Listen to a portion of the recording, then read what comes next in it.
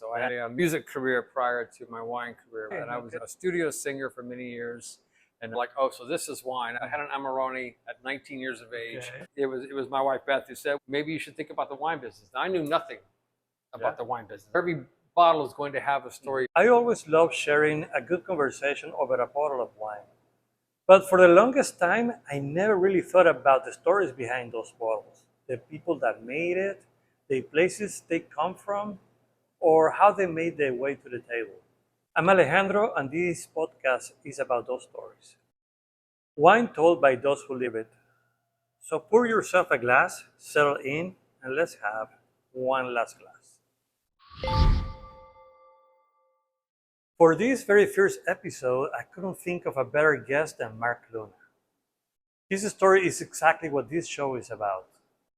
Today, he is the Charlotte area manager for Kellogg Selections, connecting shops and restaurants across the Southeast with wines full of soul and character. But before wine, there was music. Now back home in Tennessee, when I look up at the stars. Mark was a music performer, songwriter, studio vocalist. He went to several tours. He opened for big name artists like Willie Nelson, released his own album, and even co-wrote the song I Never Saw Blue Like That for the Runaway Bride movie soundtrack. When the music industry changed, he found a new path in wine. Not just to enjoy it, but mastering it and making it part of his life. In this episode, we talk about second chances, creative passions, and how following what feels right can lead you to places that you never expected. So, what many probably don't know Oh, here we go. is that you studied music theory at the University of Texas? Yeah, music theory major from Okay. several decades ago. We got a music theory degree from what is now the University of North Texas. When I graduated, it was North Texas State University, but I started at the University of Texas. So I had a music career prior to my wine career, which is pushing 15 years now.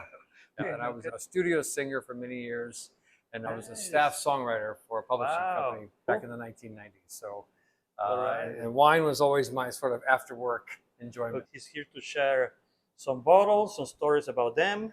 Yes. And yeah, why don't we talk about the first one? Let's do it, shall we? Go for it. You know what? I like the idea of the bubbles first. So, okay, cool. Watch your ears. Here we go. Boom. Passerine. So this is going to be from France. I figure we do a little fun with France, California, and Italy. Okay. Three of my favorite places in the world when it comes to wine. Chin chin. Exactly. Salud. Chin. Chin chin. Awesome. What can you tell us about the producer? So the producer here, this is a label called Passerine, which is a note to the songbird that is prevalent in the particular vineyard of where this wine has come from. This is from the Languedoc-Roussillon area of southern France. This is a part of the Paris Wine Company, which is a co-op importer that we work with. They work with a handful of growers, champagne producers, vignerons, small independent family growers and producers of wine. So this particular wine comes from an area called Lisieux, which is one of the oldest sparkling wine regions on the planet. It predates Champagne by, I believe, about 100 years. It's pretty incredible. Let's talk about the beginning of this. And the first question I have, how we did connect first? I think it was through Mike and Robin, right? It came through Mike and Robin. I had the good fortune to be contacted through Mike Bader. And he and I corresponded back and forth in emails, and we finally set up an opportunity to get together. He gave me insight as to everything that was going to be his vision for Speckled Pear. He was looking to have a very unique wine space to complement a very unique bistro, a place to gather and a place to eat and drink beautiful things. And it was all born out of that. I had a chance to meet he and Robin at their home, and I brought a bunch of wine. Oh, really? Yeah. We met the first time, and I asked a gazillion questions, made a bunch of notes as to what they were looking for and what they were hoping to provide for their customers. This is before they opened. Yes. And so they gave me a wonderful opportunity to do that. Do you remember the first wines that you pitched to me? Oh, good grief. Yeah. I should have known you were going to ask me that. I can't remember. I think that was Asharas. Oh, yeah, that's right. We were looking Momo, the Pinot Noir. We started with a little bit of France, New Some Zealand, of them remain some as favorites. California. Yeah. And we've been lucky to keep them on the wall. And then we've expanded into some sparkling wines, champagne, and then, of course, into some French wine selections and beautiful Italian wines as well. So people come here and said, you have a really, really risky collection of wines. I agree. Yeah. like how you came up with those wines. Oh, that's another one you brought, the Pedro Vinista. Right. That's Yeah, exactly right. it's an I love that indigenous wine. grape from From Chile. País. The grape is País. So we try to keep it interesting. Well, and to your point, obviously you want to start with the wines that are going to be familiar to the general public. And you're going to start with the grape varieties, covering the Chardonnay and Sauvignon Blanc, for example. You have to have things that people are going to recognize. You may not necessarily want an entire wall of them, but you do have to have, sort of the classics represented. When you and I first started spending time together, tasting through wines, talking through wines, every story or every bottle is going to have a story from the producer perspective, whether it's a family or someone who's kind of making wine for the first time, but they're getting a lot of recognition for their good work. For me, and we had this conversation numerous times, I think there's a lot of great stories in wine grapes and the great grapes that people perhaps have never heard of. And we'll point to one of the first ones we ever had, the País and Ministra. Not a lot of folks know what País is. Never heard of that. And so once you start giving the background on a grape like that, it's very prevalent in this part of the world. This is what this country drinks every day. All of a sudden it becomes a different sort of educational angle in addition to the family or whoever produces the wine. Yeah. Salud. Boom.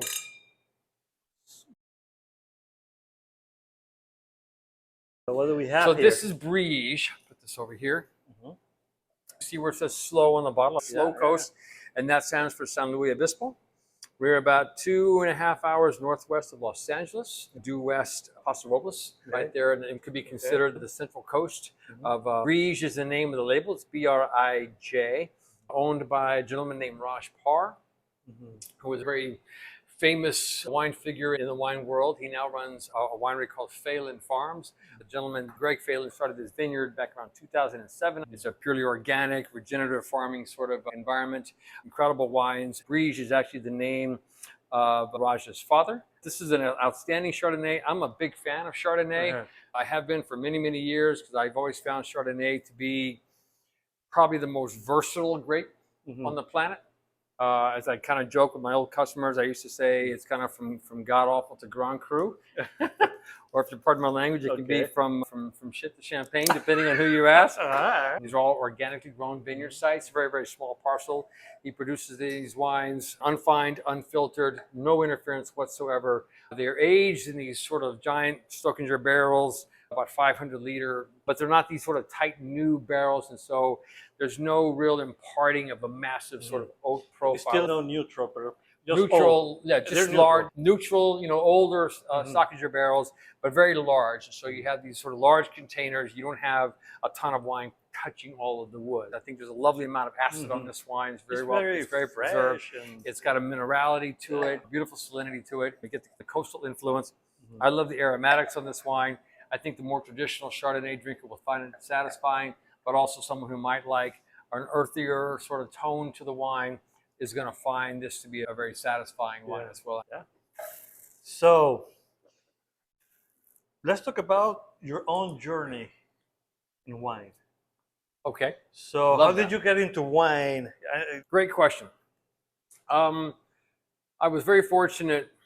I point to my father first, only because I grew up in San Antonio, Dallas, and Austin, Texas. Right? I left home to pursue a music career, but there was always wine in our household. So when I was a kid growing up, my parents would let me have a glass of wine with Thanksgiving dinner. I was exposed to that kind of thing. But the first time I ever really kind of took a moment and raised an eyebrow, like, oh, so this is wine. I had an Amarone at 19 years of age with Thanksgiving dinner, a freshman in college. I'm like, oh, so this is wine. Where was home back then? I was in Austin, Texas. Okay. I was University of Texas, and we had a big Thanksgiving meal like we did every year. My dad loved to bring out all the bottles, and he was a big Amarone fan. It's not like I became a wino right away. It was probably supermarket wine. It was an introduction into something that I enjoyed having with food, and I took a liking to it right away.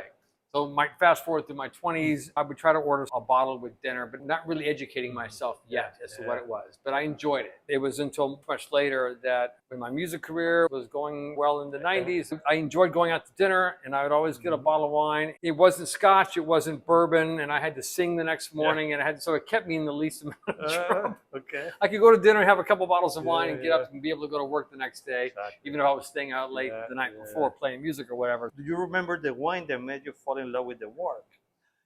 You do? Oh, okay. I had a great long run in the country music business in Nashville in the 1990s. Okay. And then I moved to Los Angeles and went back and forth to LA, New York for the next 10 years doing the theater, again, always being a wine fan. I went back to Nashville, and after I left LA, I kind of threw everything in storage. I said, I want to go back to Nashville, and I've been gone a while. I was reaching a point where I was contemplating a career change. And I started dating an old friend of mine who then became my wife. We were having a conversation, and again, we were enjoying wine. She made the recommendation. I think I may be thinking about a career change. I'm not really sure. So was the wine that made you fall in love with the business, or was your wife? It was a good question. Yeah, I got to give the right answer here. It was the woman that I loved gave a very good answer, and so it had a very good idea. So at that point, I was already, especially in LA and New York. In my years in Los Angeles, I was 2-hour drive, if that, to Santa Barbara County. Okay. And so I would go to Santa Barbara County as often as I could, given my schedule. And I joined every winery, and I would go to visit wineries, and I would go to wine events as a consumer, as someone just kind of, participating. And it was during that time I became a real hobbyist, and I started to read. Started drinking a lot of California. I fell in love with Santa Barbara County Syrah. I was a big Zinfandel fan, exploring all of the wines up and down from California. Segued into Italian wine. Didn't know hardly anything about French wines other than the fact that the classic grapes came from France, but I wasn't exploring regions. It was Italian wine that I fell in love. But it was really my time in California that really began to take note for me that I really do. I was buying bottles all the time, got tired of paying retail, and I was collecting bottles every night. And so when I going back to my story here, it was my wife Beth who said, maybe you should think about the wine business. And I knew nothing about the wine business. So I ended up getting a part-time job at a wine shop. And it was from there that I got on the WSET path of education and started right away and started learning about wines on the wall and selling wines to customers for the very first time in my life. I had already had another career prior to this for 20 years. So I was pretty nervous considering I was an older guy. And it was all born out of that. Any stories about working with producers, importers, or tasting something unexpected? Yes. In the retail world, I had an opportunity to go to a lot of distributor events and importer events and getting introduced to a lot of really unique wines for the first time. I remember the very first time I ever had a Pinotage from South Africa. I heard all sorts of things about it, but I had some tremendous Pinotage. I went to a South African tasting, and there were several tables there. I'll always remember that. Number three. Boom. So now we go to Italy. Castello di Tricecchi. Which is 3 circles there. And what we have here is the 2019, and you just recently brought this on board. Thank you very much. This is the Brunello di Montalcino, and we are in the heart of Tuscany, kind of on the southeastern area of Tuscany. Brunello di Montalcino, this is one of my favorite wines in all of Italy. And Italy it's my favorite wine region in the world. I like, again, wines from everywhere, but let me get going here. Don't worry. So Brunello, Biondi Santi, these original producers go back over a century. And the grape here is Sangiovese Grosso. Look at that color. Oh my gosh. So some background here, Brunello, which is the kind of the local name of the Sangiovese grape. And Sangiovese is the most widely planted red wine grape in all of Italy. This particular producer, the castle goes all the way back to 1441. The family dates back, one of the original 9 families of power dating back to Siena in the late 1200s. It took about, I think, almost a century to build this castle. The castle is still intact. It's now where the winery is located. They're on the 24th generation of family in terms of the Tricecchi family, but the vineyards go back to around the early 1990s. And so from a new winery perspective, it's about 30 years old, but coming from an ancient castle, an ancient place of great history. Isn't that beautiful? You recently brought this on board. I'm very grateful for that. I guess I have to send you some more. I can get it to you this week. Let's see. How do you think classic wines like this fit into today's market? Great question. I think introducing, there's so much for the young adult to choose from these days. Charlotte, of course, is a very quickly growing city. So new restaurants popping up, new opportunities in that regard. But I think a part of a wine such as this, or wines like these in general, the educational component of wine is always at the forefront of importance. I have 2 young adult children, and so they're out for the first time. There's so much for them to be exposed to, and just introducing stories such as this, wines of this sort of historic nature, is a bit of a challenge. So trying to make them fit, working with young restaurant managers and young people who are in the industry for the first time, getting them in tune with wines that have been around a long, long time is always part of the challenge, but it's also a great opportunity and excitement. I was that age one time as well. In a town like Charlotte, which is growing, and new restaurants and so forth, there are a lot of opportunities to get wines of this nature to people. It's this is one reason I try to meet with my clients, customers as much as I can. I enjoy doing events, enjoy talking about these things, kind of help your job a little bit easier, introducing people to these wines, so that when they come in here and they see a wine wall that's a little bit more unusual, a little more unique and esoteric, they're not as afraid. So one thing about This is really good. current market, the current market situation is the natural wines, the biodynamic wines, the low intervention wines, organic wines. Are you having a lot of those requests? I've been having more lately. Speaking to how these wines are produced, especially with Briege and how Raj approaches his production, part of the new generation, whether it's organic farming, sustainable farming, regenerative farming, there seems to be more of a conscious conversation of how wine is made, how it's produced, how it's not produced.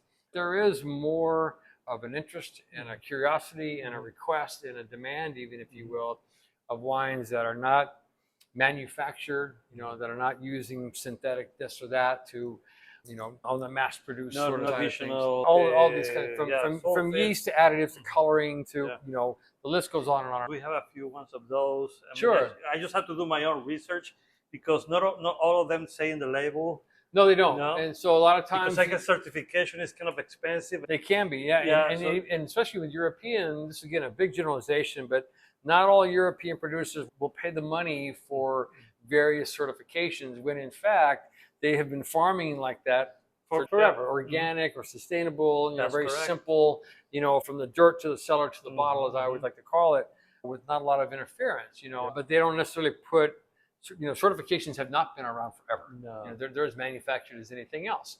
You're meeting certain criteria, but you got to financially be a part of that, it's very prevalent in the domestic world. But on the European side, a lot of these farmers who've been doing this for years, they've always been. I didn't want to tell you anything about this one. So these are rapid fire rounds. Okay. I love it. Just answer without overthinking. Got it. Bold red or bright white? Sorry. Bright white or bold red? I'll take a Don't bold. overthink. I'll take a bold red. It's bright white, but I'll take the bold red. Okay. A local surprise or an international classic? Local surprise. Do you have any in mind, No. lately? Okay. No. I have plenty of international classics at home. Okay, perfect. Makes sense. Formal tasting or casual dinner party? Let's go casual dinner party, because I'm always going to bring out the formal stuff. I think you already answered this one, but let's ask for it again. Region you are currently obsessed with? Oh, wow. France, Savoie. I'm getting reintroduced to the Rhone Valley. Campagna whites right now, Alto Adige whites, and Piemontese reds. I'll die on that hill. Okay. A wine that always over delivers. Oh, great. Maybe a style. Boom. Okay, let's Alicante, Valencia. I like the style. I like the substance of those wines. Okay. Yeah. Collecting wines or I collect open wines? I have a lot of old wine at the house that I need to open. I tend to collect to drink. Okay. I just can't. I tried to collect, but it's just... No, I'm not a collector by any means. I have been very fortunate to buy some wines and accumulate some wines in my work life and be exposed to, probably the best way to say it. So I have a lot of good wine at home, but there's some big wines and some older wines that I need to consume. But I'm not a big wine collector. Yeah. Do you have wines that you're waiting to have the occasion to open? I do. I have a few. Yeah, I have some Italian things, some French things. I'm struggling with that because at least at home there's always Well, and Yeah. there was a great line in the movie Sideways. So if you Uh-huh. open it, then it's a special occasion. there you go. So I'm trying to The, move in that. the wine makes the occasion. Right? So like today, Exactly. exactly. So I try to keep that in mind. If you it's easy to oversave, and I'm sometimes guilty of like, oh, not yet, not yet. But I'm trying to move away from that and say, let's open it, let's go for it. Perfect. What's the wine you go back to when it's just for you? No pressure, no guests. Great question. There are two varieties on the red wine side that I will always go to in terms of really, I'll open without thinking about it.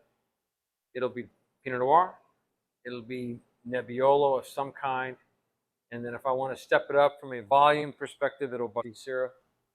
Those are my three red wines. Okay. Okay. On the white wine side, where I don't think about it, I love Chablis until I'm gone. I Yes. love Chablis. I'm not really a fan of white wine. Absolutely. Like- So let me ask you: Are you discovering that your palate is always changing, it's right? Always changing. It's always evolving, and Yeah. you'll go through to your question of going through phases. It's the same for me, where I'm in the mood for something for a while, and I'll explore the space of all the production of a certain wine or a style of a certain grape. You know, it's funny. In all the years in California, and I used to sell Bordeaux quite a bit in my first wholesale stint. Cabernet Sauvignon has never been my favorite variety. I've enjoyed plenty. I've had lovely bottles, you know, up and down the spectrum. I have a great appreciation for it, but it's never been my favorite. Yeah. And so for some reason, my palate just never kind of went in that direction. Pinot Noir, I kind of came around to because I had a big Oregon book that I worked for, a very concentrated Oregon book, and I got exposed to Burgundy in that regard. Syrah, for whatever reason, I just loved the taste of it. Yeah. So what stage of your life you are? Yeah, right? Yeah, right. So yeah, it depends. I mean, there's so much great wine to choose from, and I think, you know, and I always used to say to my retail customers when I was in that world, and even, you know, we had this conversation as well. You know, if you know what your favorite wine, whatever it is, it was new once. You had to have had it for the first time at one point. So I always encourage, and I remind myself this: whatever I enjoy the most, try something new. I can always come back to what I love. Yeah. Well, Mark, awesome. Awesome. I enjoyed the conversation. Absolutely. Thank you for Great. bringing My and sharing those pleasure. wines. It's been a real pleasure here working at the Speckled Pear. I hope we keep working for years and years to come. Of course. Yeah, This is a fabulous room, and congratulations Thank to you. everything, Thank and you. obviously Mike and Robin as well. And I love it here, and it's just Awesome. It's infinite. It's great. Yeah. Well, that was one last class. See you next time. See you next time. Thank you. Thank you, sir. Thank you. My pleasure. That was Thank you awesome. very much. I love it.